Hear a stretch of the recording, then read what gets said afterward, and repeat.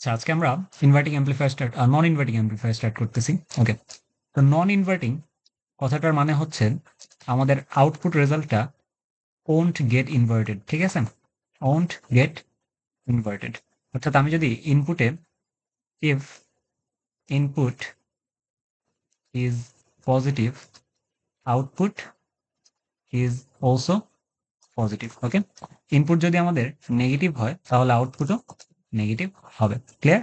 যে মানে নন ইনভার্টিং কথাটা মানে হচ্ছে ইনভার্ট হচ্ছে না, অর্থাৎ চেঞ্জ হয়ে যাচ্ছে না। ক্লিয়ার? আমরা অর্থাৎ নন ইনভার্টিং অ্যাম্প্লিফায়ারের জন্য আমরা জানি যে আমাদের ইনপুট অ্যাট টার্মিনাল 3 অর্থাৎ নন ইনভার্টিং টার্মিনাল যেটা, সেখানে ইনপুট থাকবে এবং সেটা বড় হবে হচ্ছে ইনপুট অ্যাট 2, তাই না? তাই না? আচ্ছা, তো আমরা প্রথমেই চটজলদি নন ইনভার্টিং অ্যাম্প্লিফায়ারের ডিজাইনটা সেরে ফেলি। তো ডায়াগ্রামটা হয় হচ্ছে এরকম। আমাদের জন্য একটা অপ অ্যাম্প থাকে, একটু নিচে আঁকি। আমাদের জন্য একটা অপ অ্যাম্প থাকে এরকম। এটা হচ্ছে তার একটা টার্মিনাল যেটাকে আমরা বলি নেগেটিভ, এটা হচ্ছে তার একটা টার্মিনাল পজিটিভ। ওকে, এখানে একটা R1 থাকে, এটা থাকে হচ্ছে গ্রাউন্ডের সাথে কানেক্টেড, এটা থাকে হচ্ছে আমাদের RF ফিডব্যাক, RF, এটা থাকে হচ্ছে আমাদের আউটপুট টার্মিনাল যেখান থেকে আমরা আউটপুট কালেক্ট করি, বিও। আচ্ছা, এবার আমরা আগেরবার কি করছিলাম? ইনভার্টিং সাইড যেটা, সেখানে ইনভার্টিং সাইডে বেশি ইনপুট অ্যাপ্লাই করছিলাম, বাট এবার আমরা অ্যাপ্লাই করতেছি হচ্ছে নন ইনভার্টিং সাইডে বেশি ইনপুট, তাই না? আচ্ছা, তো আমরা ধরে নিচ্ছি যে এখানে নন ইনভার্টিং সাইডের ইনপুটটা বেশি, অর্থাৎ এখানে একটা ভোল্টেজ ধরে নিচ্ছি। তা হচ্ছে ইআই নাম দিই এটাকে, ইনপুট সাইডের ভোল্টেজটাকে। আইডিয়াটা খুবই simple. Input at 3 will be greater than input at 2, তাই না? দেখতেই পাচ্ছি যে আমাদের 2 টার্মিনালে ইনপুটটা হচ্ছে 0, গ্রাউন্ড যেহেতু করা। আর আমাদের 3 টার্মিনালে বা পজিটিভ টার্মিনালে ইনপুটটা হচ্ছে ইআই, অর্থাৎ বেশি, যেটা 0 থেকে বেশি, রাইট? এ পর্যন্ত হয়তো আমরা দেখে আশা করি আমরা বুঝতে পারছি। আচ্ছা, আমরা আউটপুটের সাথে একটা লোড কানেক্ট করব। লোডের এই প্রান্তটা হবে হচ্ছে নেগেটিভ, এটাকে আমরা বলতেছি হচ্ছে আর। তো এটা হচ্ছে আমাদের সার্কিটের ডায়াগ্রাম। ঠিক আছে, তো এবার আমরা গেইন ক্যালকুলেশন করব বা আউটপুট রেজাল্ট ক্যালকুলেশন করব। এবার আইডিয়াটা খুবই সিম্পল। আমরা যদি যেতে চাই ওই পর্যন্ত আমাদের কাছে, আচ্ছা, আমাদের ভার্চুয়াল গ্রাউন্ডিং এর কনসেপ্ট মনে আছে? ভার্চুয়াল গ্রাউন্ড কি ছিল? যে voltage at 2 and voltage at 3 আর শর্টেড, অর্থাৎ তারা ইকুয়াল, তাদের মধ্যে ভোল্টেজের কোনো পার্থক্য নেই। ওকে, আচ্ছা, তাদের মধ্যে ভোল্টেজের কোনো পার্থক্য নেই। তো আমরা দেখতে পাচ্ছি যে আমাদের 3 নাম্বার টার্মিনাল বা প্লাস টার্মিনালের ভোল্টেজ হচ্ছে ইআই, আর তাহলে আমাদের 2 নাম্বার টার্মিনাল যেটা, সেখানে ভোল্টেজ কি হবে? ইআই হবে, যেহেতু তাদের মধ্যে বিভবের কোনো পার্থক্য নেই, তাই না? ভার্চুয়াল গ্রাউন্ডের কনসেপ্ট অনুযায়ী। আচ্ছা, এরকম একটা ঘটনা যদি ঘটে, এই প্রান্তটা হচ্ছে হায়ার ভোল্টেজ আর এই প্রান্তটা হচ্ছে লোয়ার ভোল্টেজ, তাই না? কারণ এটা হচ্ছে 0 ভোল্ট আর এটা ইআই। তাহলে কারেন্টটা কোন দিকে ফ্লো করবে? অফকোর্স কারেন্টটা এই দিকে ফ্লো করবে, রাইট? আচ্ছা, এই কারেন্টটাই কোত্থেকে আসবে? নিশ্চয়ই এই দিক থেকে আসবে। নো, এদিক থেকে আসবে না, কারণ অপ অ্যাম্পের মধ্যে কিন্তু কোনো কারেন্ট যায় না, সো কোনো কারেন্ট আসার চান্সই নেই। অর্থাৎ এই কারেন্ট আসতেছে হচ্ছে বেসিক্যালি এই দিক থেকে, তাই না? তো কারেন্ট এই দিকে ফ্লো করতেছে। এই R1 এর মধ্যে দিয়ে যে কারেন্ট যদি I1 হয়, তাহলে RF এর মধ্যে দিয়ে যে কারেন্ট আছে সেটাকে আমরা বলতেছি হচ্ছে IF। কত আমরা ইনভার্টিং এও দেখে আসছি। কারেন্টটা বেসিক্যালি এইদিকে জেনারেট হচ্ছে এই দিক থেকে, তাই না? আচ্ছা, এবারে প্লাস প্রান্ত হবে এটা আর মাইনাস প্রান্ত হবে এটা। ভোল্টেজের ড্রপটা হবে হচ্ছে VRF। অলরেডি আমরা উই নো দিস। আচ্ছা, তাহলে আমাদের জন্য আবারও সেম ওয়েতে IF আর I1 equal, because input IF যে কারেন্টটা, সেই কারেন্টটাই আই এর মধ্যে প্রবেশ করতেছে, যেহেতু অপ অ্যাম্পের মধ্যে কোনো কারেন্ট যায় না বা আসেও না। এ পর্যন্ত বুঝতে পারছি? তো আবারও আমাদের জন্য যদি আমরা ক্যালকুলেট করতে চাই I1, যেটা হচ্ছে নিশ্চয়ই কি হবে? ইআই মাইনাস 0 ডিভাইডেড বাই RI, তাই না? আচ্ছা, ইআই মাইনাস 0 ডিভাইডেড বাই R1 বা RI যেটাই বলি, ইআই বাই RI, পাইছি? বা R1 যাই বলি। আচ্ছা, তো এরপরে আমাদের জন্য আরেকটা জিনিস আছে, সেটা হচ্ছে VRF। VRF কি হবে? Of course IF into RF। তাহলে IF কে আমরা কি লিখতে পারি? IF equals to II। তার মানে এই জিনিসটাকে আমরা লিখতে পারি EI by R1, E1 by R1 into RF। বুঝতে পারতেছি এই পর্যন্ত?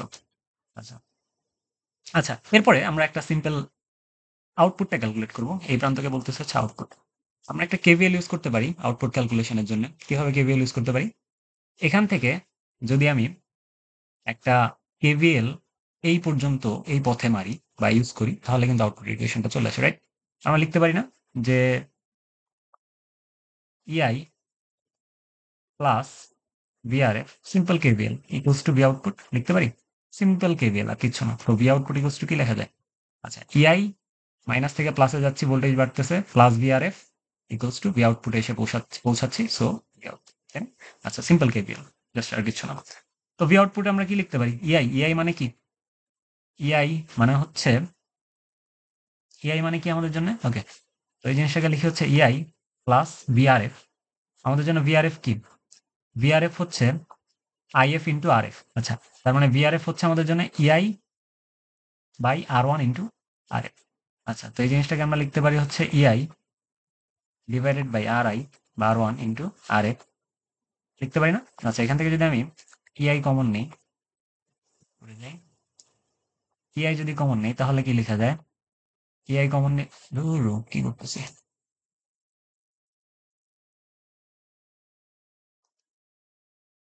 ভি ভিও সমান লিখতে পারি হচ্ছে ইআই কমন নিয়ে ফেলি 1 plus R F by R I লিখতে পারতেছি।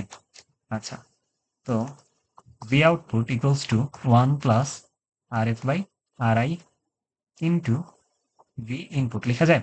আচ্ছা, এটা কি আমাদের আউটপুট ইকুয়েশন হয়ে যাচ্ছে না?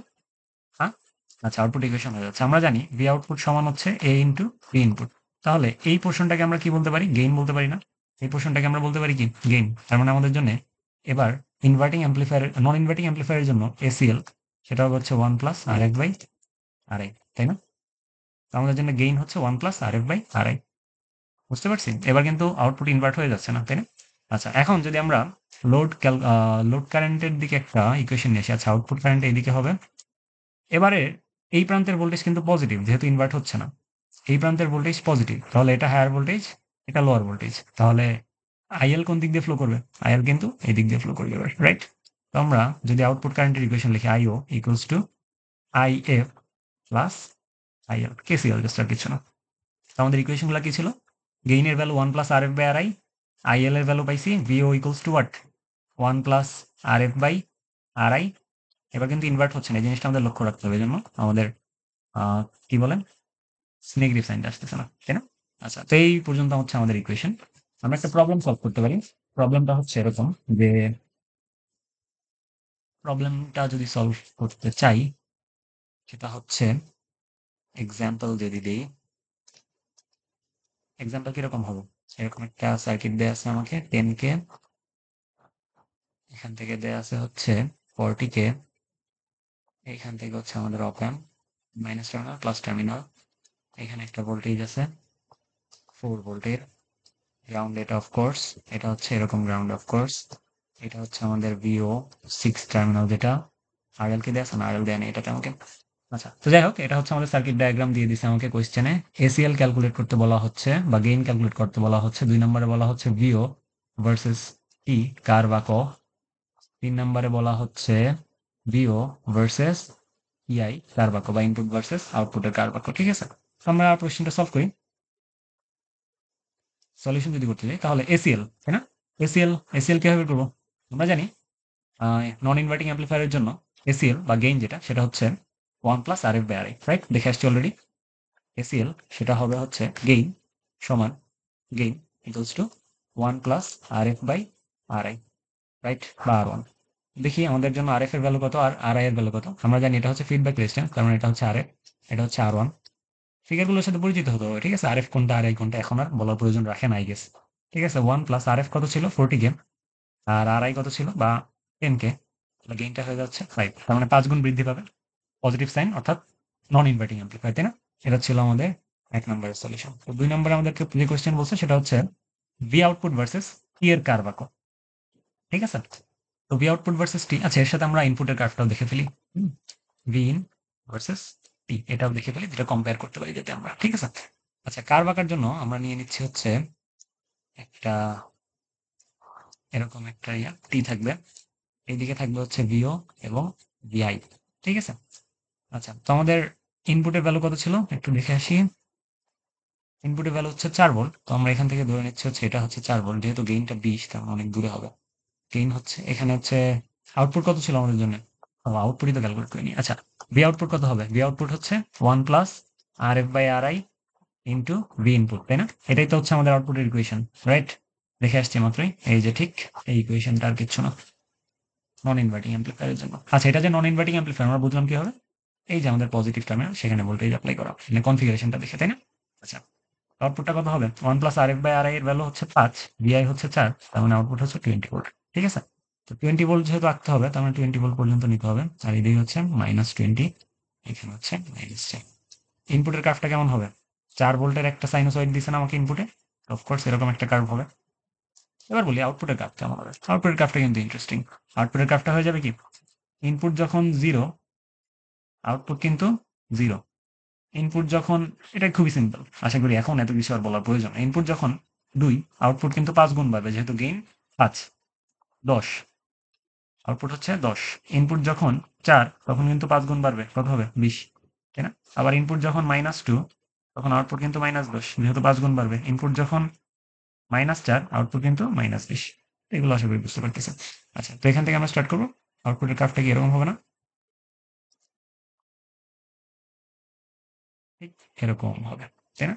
অ্যাম্প্লিফাইড হয়ে যাবে। তো বেসিক্যালি এই ধরনের প্রবলেম ইম্পর্টেন্ট আমাদের জন্য, কার্ভ স্কেচিং এর জন্য। আচ্ছা, আমরা আরেকটা প্রবলেম শিখবো, সেটা হচ্ছে ডিজাইনের। ডিজাইনের প্রবলেমটা হচ্ছে এরকম যে আমাকে বলা হচ্ছে design an amplifier whose gain is 10। ঠিক আছে? এই ধরনের প্রবলেম আমাদের জন্য খুবই ইম্পর্টেন্ট, লিটারেলি। ডিজাইনের problem, design an amplifier whose gain is whose gain is 10। ঠিক আছে, এটা হচ্ছে আমাদের কোয়েশ্চেন। আচ্ছা, গেইন ইকুয়ালস টু 10 বা এসিএল বা এ ইকুয়ালস টু 10। এখন এটা কি পজিটিভ 10 না? পজিটিভ 10 না? যা পজিটিভ 10 ইন্ডিকেট করে কি এটা একটা নন inverting amplifier. Non inverting amplifier না?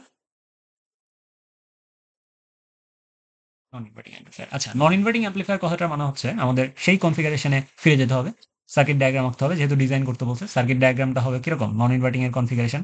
তো আমরা যদি একটা অপ অ্যাম্প আঁকি, এরকম একটা অপ অ্যাম্প মাইনাস প্লাস, আমাদের সার্কিট ডায়াগ্রামটা হয়েছে ঠিক এরকম। এখানে একটা R1 থাকে, এখানে থাকে হচ্ছে আমাদের RF, এইখানে হচ্ছে আউটপুট টার্মিনালটা RF এর সাথে কানেক্ট হয়। তারপর হচ্ছে আমাদের প্লাস প্রান্তে একটা ভোল্টেজ অ্যাপ্লাই করা হয় বা বেশি ভোল্টেজ অ্যাপ্লাই করা হয়, ধরতেছি আমরা এটাকে EI। এই প্রান্তে থাকে G গ্রাউন্ড, এই প্রান্তে থাকে G। এটা হচ্ছে আমাদের R1, এটা হচ্ছে আমাদের RF, রাইট? এই ভ্যালু দুটাকে অ্যাডজাস্ট করলে পারলেই তো আমাদের কাজ হয়ে যাচ্ছে, হচ্ছে না? আচ্ছা, এখন আমাকে বলছে গেইন বা এ সমান 10। এখন আমি জানি যেহেতু একটা ইনভার্টিং অ্যাম্প্লিফায়ার, তার মানে গেইনের ইকুয়েশন কিরকম? Inverting sorry, non inverting amplifier. Non inverting অ্যাম্প্লিফায়ারের গেইনের ইকুয়েশন কি? এ সমান লেখা যায় কি 1 plus R F by R I বা আর ওয়ান, লেখা যায় না? আচ্ছা, গেইন দিয়ে দিছে আমাকে 10, 1 plus R F by R one. এখন আমি অলওয়েজ বলছি আর ওয়ান কে 10 কে ধরে গুড প্র্যাকটিস আমরা করবো, ঠিক আছে? আচ্ছা, তো 10 equals to 1 plus R F by 10, তাহলে কত হচ্ছে? আমাদের আরএফ এর ভ্যালু কত আসতেছে? আরএফ এর ভ্যালু আসতেছে হচ্ছে 90 কে। তার মানে আমি যদি 90 কে আরএফ বিশিষ্ট একটা আর 10 কে আরএফ বিশিষ্ট একটা আর ওয়ান বিশিষ্ট একটা অপ অ্যাম্পের ডিজাইন করি, তাহলে আমি আউটপুটে 10 গুণ একটা অ্যাম্প্লিফাইড সিগন্যাল পাবো। তাহলে আমাদের এ হবে হচ্ছে 10। তো বেসিক্যালি হচ্ছে আমাদের নন ইনভার্টিং অ্যাম্প্লিফায়ার আমরা শেষ করতেছি। এরপরের ক্লাসে আমরা দেখবো হচ্ছে বাফার, ঠিক আছে? তো নেক্সট ক্লাসে আমরা দেখবো হচ্ছে বাফার অ্যাম্প্লিফায়ার। সেই পর্যন্ত ভালো থাকি। Thank you.